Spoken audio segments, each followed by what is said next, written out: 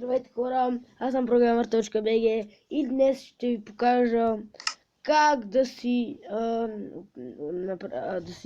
направите това инвентар като на компютър, на честовете да стане като на компютър, на всичко да стане като на компютър. Сега се връщам. И сега, значи, отваряте си самото менюто. Цъкате някой World. Зарежда. World да зареди. Ето заредила. Ето менюто. Нищо като на компютър няма. След това отваряте настройките. И сваля, значи и го видя. Show Advance го включвате от Pocket на Classic. Значи то първо ви ето така. Вие си го включвате.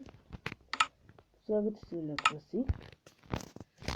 Тук няма смисъл да нагласите така.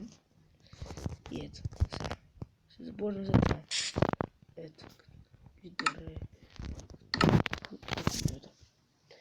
И по този начин, ето.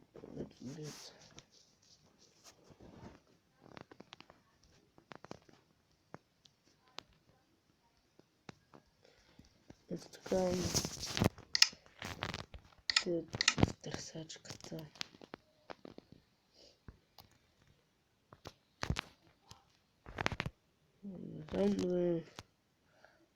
Само съм гледал как изглежда печката.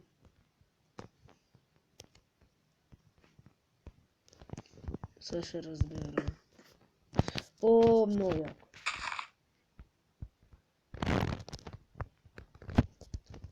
Много яко.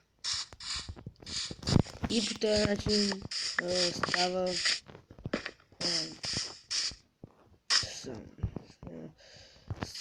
самото инвентар така.